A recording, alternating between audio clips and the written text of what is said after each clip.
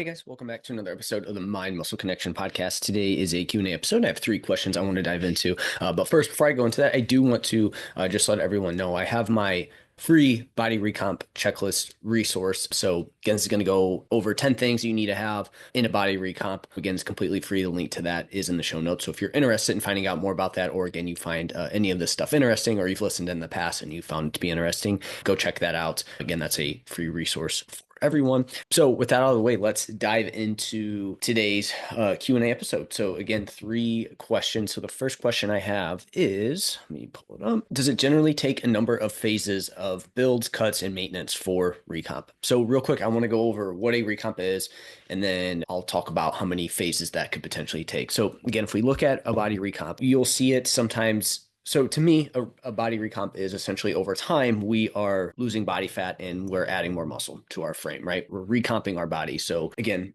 over time, we're doing that. And then there is short-term body recomp where you're simultaneously doing both. And some people are going to be set up to do that. More people than they think are set up to do that. But really, when we look at body recomp, if we're recompositioning our body, again, it's going to be more muscle and less body fat. Okay. And so with that, this can be done in as little as one phase of either fat loss or adding muscle. So it could just take one phase of you dialing in your training, nutrition. Again, I have my 5 pillars of a body recomp. We have training, we have nutrition, we have movement, we have lifestyle, and then we have mindset. And it could just take one phase of dialing in those things or improving one of your two limiting factors, and you're going to have more muscle or less body fat and or both. And you've technically recomped at that point, right? I think maybe where this is coming from, there's this like end goal of this ultimate recomp, right? And again, we'll talk about that. But again, this could be done in little as one phase of more body recomp fat loss focus, more body recomp muscle gain focus. Or again, like I said, a lot of people have this ability to have a good runway to get a significant amount of both. And again, you need to make sure this is under the right environment, right? That being the right environment being you have higher body fat levels, you don't have very much muscle, and or the 5 pillars, a few of them are really just out of line, right? Again, those would be people that have the best kind of one runway to do a little bit of both. And saying this, muscle is going to take time to build though, even if you're doing everything right. So that's always going to be the one that's going to be a little bit slower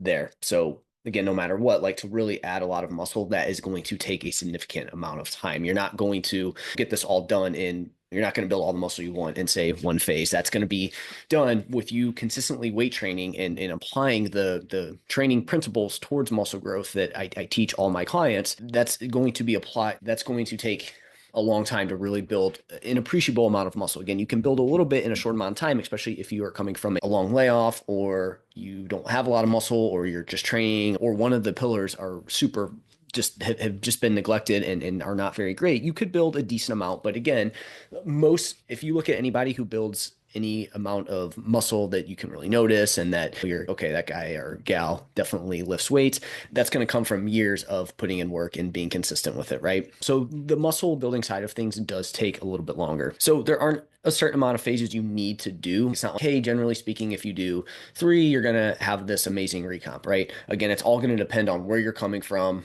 how dialed in you are on the 5 pillars of body recomp, where those are at when you're coming in. And that's going to really determine how long it's going to take. Again, the more dialed in you have it, which again, most people do not have that when they come and work with me, there's always at least 1 to 2 things that they're overlooking, whether that be from a lifestyle optimization standpoint, a nutrition standpoint, training standpoint, movement, mindset, whatever it is. There's always at least 1 to 2 things that have a significant amount of work that can be done to really see the results that you should see for the time you're putting in. But generally speaking, the longer you're at the game, the more results you're going to see, right? No matter what it is, this is something that you're just going to need to continually do over time. And that's where you're ultimately going to see the greatest gains is by doing this year after year, staying consistent week over week, day after day. That's just the way it is, right? And also understanding that you're never going to get to this point to where there's this like summit of, oh, I've achieved a body recomp now at this point. Again, it's any combination of you gaining more muscle and you losing body fat. You're well on your way to recomping your body at that point, right? So hopefully that makes sense. Again, it's just going to be very dependent.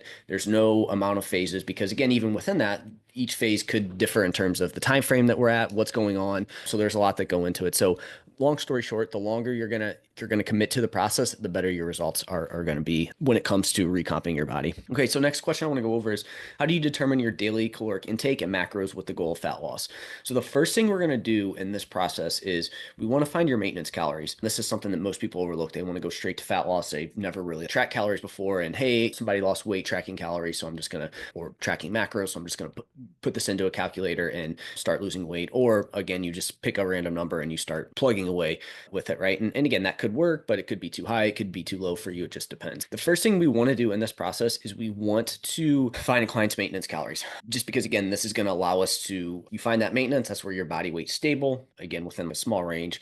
But generally speaking, it's not, your weight's not trending up or down for multiple weeks on end. And that's going to help us figure out, okay, the starting point of where do we go from here? Really, the truth though is that it's going to take you at least a couple weeks to find your true maintenance calories. You're not going to do this and say, oh, hey, I'm going to plug it in on a calculator and then I have it, right? Because there's more things that go into it. So again, this is probably going to take anywhere from 2 to 4 weeks, and there's going to be some trial and error with this process. But in saying that, when I get a new client, we're trying to find this, we're dialing in all the other pillars of body recomp, and in turn, they're seeing results because of that, right? So just understand this is just one part of the equation here. So here's how I go about finding maintenance calories for clients. Just a few kind of misconceptions around maintenance calories. It's an exact weight number. Again, it's probably going to range. It's going to be around 2.5%. And again, we're looking at the average of your average weight for the week versus one single weigh-in or from one day to the next. Again, your maintenance, people thinking your maintenance calories are an exact number. Again, it's probably more a range of, hey, you don't necessarily have to be at 2465 for calories. And maybe it's closer to 23 to 2500 there. And then the last kind of misconception around that is you can't make progress without maintenance calories. So I just talked about that, where it's like people think, oh, I'm going to be at maintenance calories, I'm not seeing an improvement in my physique or body composition. Again, that's not true. There's a lot of good things that can still happen there. All right, so there's a couple ways that we can find our maintenance calories. So first, you can use a calculator to get within the ballpark. You could TDE.com, any calorie calculator, macro calculator is going to be solid, okay? However, they're going to get you into a ballpark, right? It's just the ballpark there. Or we can also multiply your weight by, say, 13 to 17, right? Whatever your body weight is, you can multiply it by 13 to 17, and that should be your, and this is based on body weight, not kilograms. That's how we would do that, right? You would multiply that. I guess it would end up being the same thing. Let me double check my math here on that. So yeah, obviously you can tell I didn't have my 2 espresso shots today. Obviously, if you do go off kilograms, it's going to be off a little bit. So you would want to put it into body weight and then multiply it by 13 to 17. Okay, so both of these are going to just give us a crude number.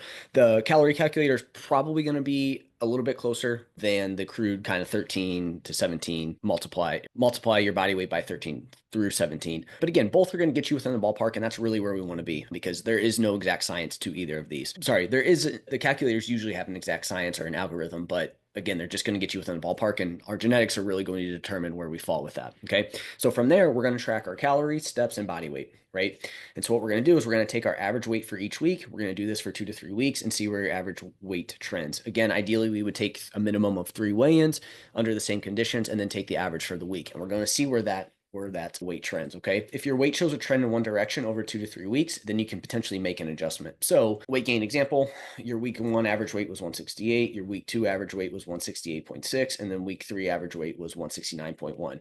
In this scenario, you may be in a small surplus, so you can either decrease calories by 2.5 to 5%, or make a small increase in steps, or check to see if you're accidentally eating more calories than you think you are. Or you can keep things the same, as you may just be increasing water weight slightly. If after 2 to 3 more weeks of this, you continue to trend upwards, you should probably make a change based on those 2 things I just talked about, right? In terms of decreasing calories or making a small increase in your movement, or really checking your calories, which again, that is a very overlooked thing here. A lot of people are going to underestimate the amount of calories they are consuming without them realizing it. So again, we do want to make sure that is in a good spot, and that's going to be something that most people are going to overlook there. People just notoriously are bad trackers, underestimating calories, and it's a skill, so it does take time. So if you're new to it, that's the likelihood of that's even higher. I can't tell you how many times I've had clients that don't have too much experience tracking. When they come in, you can just tell that they're under reporting. And again, it's usually going to be serving sizes, not taking into account like condiments, oils, things of that nature. Then we have a weight loss example. So week 1, you're at 168, week 2, you're at 167.5, week 3, you're at 167.1. And so we're seeing this trend down, right? So in this scenario, you may be in a small deficit. So you can either increase calories by 2.5% to 5%, and or make a small decrease in steps, or check to see if you're accidentally eating fewer calories than you think tracked, which again, usually isn't the case. there with that. Second, keep things the same, as you may just be decreasing water weight slightly. If after 2 to 3 more weeks of this, you still continue to trend downwards, you can make a change there. Now, in saying that, in this scenario, you could keep going if your goal is fat loss because you're in a deficit. You are trending in the right direction here with this, but if you want to truly find your maintenance calories, then you would want to do these things. But if this were to happen with a client, an example where it's like, hey, here's what I think your estimated maintenance calories are based on those things and your body weight and just what I've seen with clients in the past, and this is causing you to drop weight, I'll probably keep it the same. We could increase the deficit a bit more if we want to speed things up a little bit, but in my thought process, if we're seeing the slow trend down, you're headed in the right direction, you're going to see some body comp change. But again, if we're truly trying to find your maintenance calories, then we would need to make an adjustment there. And then we have an up and down example. So week 1, you're at 168, week 2, you're at 169, week 3, you're at 167. In this case, you're most likely close to your maintenance calories, right? So you could push up your calories a bit more if you want to test it, or you can increase your steps a bit more and also push up your calories if that is something you want to do to test out, right? So you have some options here to play around with your numbers if you want to. So in that first scenario, you could bump your calories up a bit more because maybe your maintenance calories are you could push it a little bit higher, or you can also increase your steps and push your calories up a bit more, and that gets into the concept of high energy flux, where you can, by increasing your overall activity and your food, it's like your baseline, your maintenance calories can slightly trend up there. So again, that would just be something you'd want to test out. So once you show some stabilization, you have found your maintenance calories, you can now use these to determine where to go for a calorie surplus or a calorie deficit if you wish. And now you have an idea where to return to when you finished with the surplus or the deficit. Over time, as you add more muscle and or improve your habits, you may see a small change in your maintenance calories. It's not going to be massive, but you may see it. But again, this isn't going to be so drastic that you'll have no idea where it's at. You'll still know the ballpark, but again, it could trend up a little bit. And if you lose weight, it could trend down a little bit as well too, right? So you do want to look at that. So you aren't going to find your maintenance calories overnight. It's going to take some trial and error. And again, I gave you some situations. So now that, let's say you found your stabilization, you found what your maintenance calories are. From there, how do you find your caloric intake and macros with the goal of fat loss? So from there, I'm taking away 200 to 500 calories. You want to be more aggressive, you would go closer to 500 calories. You want to be less aggressive, go closer to 200. And then there's everything in between. From there, pick your number, see where your average weekly weight trends over 2-ish weeks. So again, do the same thing that you did with finding your maintenance calories, see where things go. And then you can either stay the course or you make that adjustment based on those things I talked about. Hey, can you increase your movement a little bit? Could you decrease your calories a little bit? Where are you at along those lines? Most people, if they're dropping weight, they're not going to want to increase calories. You might as well soak that up. And as long as you're feeling good, you're getting enough protein, you should be good to go there. So that's how we would do it. So we would find your maintenance calories. Again, it's going to take a little bit. And while we're trying to find your maintenance calories, we're working on habits. Again, some people call that a primer phase. Some people call it a pre-diet phase, whatever it is. We're finding your maintenance calories, we're building good habits, and we're getting you set up to have successful fat loss. Take away 200 to 500 calories, see where your weight trends over a couple of weeks, and then make adjustments, right? So again, same thing. If it's not trending down, hey, am I maybe consuming more calories than I think I am? So you'd run an energy audit, or maybe you are tracking the right amount of calories and your numbers, your deficit's just a little bit different. You might have to decrease calories a little bit more than somebody else. But again, you should find a good number there, a good sustainable fat loss amount in 200 to 500 calories decrease from your maintenance calories. And then again, you just go and then you adjust. As far as macros go, how I'm setting this up is you obviously have your amount of calories that you need to have, okay, based on what I just talked about. From there, ideally, we're keeping protein around 1 gram per pound of body weight. You could go a little bit higher. That's never a bad idea. In a fat loss phase, you could go, if you're leaner, definitely want to go a little bit higher. So that's how I would do that. Then, so you have your protein, you have your calories. From there, fats, we probably don't want to see it fall too far under 30 grams per day. And then really from there, you're just divvying up the rest of your calories that you have allotted towards carbohydrates and fats. And so that's how I typically like to do it and how I'm thinking about it, right? Hey, we want a minimum fat, we want to hit a minimum protein. Then the rest of the calories that we have left over can go to carbohydrates, a little bit more fat, a little bit more protein, whatever it may be. And then carbs, again, you would base that off of your kind of your activity levels and preference there and body fat. But usually if you're in deficit calories, you hit the protein that I talked about, you get 30 grams of fat, you don't have a ton of wiggle room from there to go. So that's how we would find that. Hopefully that was helpful and gave you some insight into how to find your fat loss calories and macros. And then last one, question of the day is, should I take my body fat percentage? In some content I've talked about, hey, you want to get to this kind of body fat level, but then same token, I'm like, it's hard to actually know your exact body fat percentage. And I'm not a huge fan of these trackers. So when it comes to body fat percentage and DEXA scans, so in particular DEXA right now, because again, people will talk, but again, we can also, DEXA is going to be the kind of quote unquote gold standard for this. And so I'm going to talk about the gold standard, but then everything else under that, BODPOD, like the BIA handheld device, the in-body scans, they're going to be a little bit lower in terms of me trusting them. So DEXA is going to be the gold standard. So if I say this about DEXA, just understand it's going to be a little bit worse for everything else. So I think it's important to understand the limitation to error rates that come with these methods before putting too much stock into these numbers, right? People love the idea of getting an exact body fat percentage number, but the reality is there's no method that's going to be perfectly accurate, right? And DEXA, while one of the better tools, still is going to have its flaws. Now, from my understanding, if you can take different measurements like calipers, DEXA, and like BI, like if you can do all these different ones, I think there's a way to make it a little bit more accurate. I had Dr. Grant Tinsley on my podcast, and he's like the expert in this body comp reading and measurements and stuff like that. And he gave an example of what that may look like in terms of what to look for. But again, most people are just going to do one, right? So again, that's my thoughts on that. For example, the numbers on a DEXA scan can be influenced by short-term factors like food intake, hydration, and glycogen storage. They saw in a study, if you undereat the day before, your lean body mass and fat-free mass readings might come out lower because of lost glycogen, water, and gut content, making it look like you lost muscle and gained body fat when you didn't. On the flip side, if you overeat, especially carbs and sodium, you'll store more glycogen and water, which will artificially increase your lean body mass and making your body fat percentage look lower than it actually is. So depending on what you ate the day before, your DEXA results could look drastically different without any real change in your body composition. So this is going to get people to overreact, like analyze what's going on, right? So again, you could overeat the day. So what are people know, hey, I'm going to take my DEXA tomorrow. What are they going to naturally do? They're probably going to undereat, right? Because they want it to say they have less body fat. Because people think that this stuff happens on such a short time frame. But again, it takes a while. And most changes are going to be more water weight, glycogen storage, et cetera. And how many people are actually overeating the day before? Probably not many, right? So most people, their numbers are going to be off. And so this brings me to a bigger point. I'm not really a fan of relying on body fat percentage as a primary way to track progress because the error rate is just too high on these things. So not only can we change these numbers artificially by what we do the day before and leading up to it, but the error rate's also just super high. So even DEXA, which people consider the gold standard, can have an error margin of around 3 to 5%. Again, if you're at 15% body fat, it could be 12, it could be 18. That's a huge range.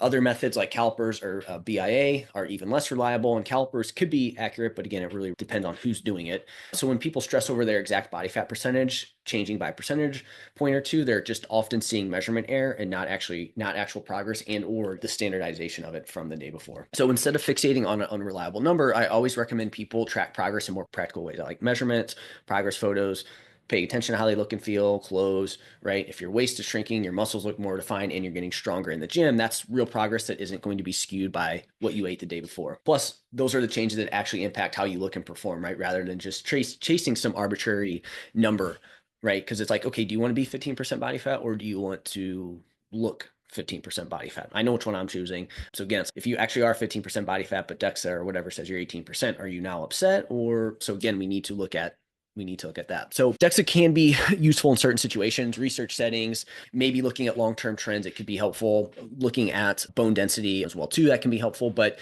again, it's not something I would rely on for everyday progress tracking. The mere measurements and gym performance is going to tell you way more about how your body is changing than a number that can fluctuate based on what you did heading into it. Hopefully that gives you my thoughts on it. Again, you could take it, but just you have to understand the potential limitations here. And when you understand those, what's the point of doing it? So I don't have any of my clients do it. Again, I think there's one client, she'll do it for the bone density, which I think is a great way, is a better way to do it. So it can be helpful from that standpoint. So I don't want to steer people away from doing it at all, but just understand we need to standardize our procedures going into it, just like we will with scale weight. We need to understand that there is that potential error rate going into it. So if you do see like a 1% change or 2% change in your body fat percentage, just understand that could just be error. And there are some good practical application or some good reasons to take your DEXA or get a DEXA for your body fat percentage. So hopefully that was helpful. If you enjoyed this information, again, like I said at the beginning of the episode, I have my free body recomp checklist. Again, that goes over 10 things that you need to have in your program,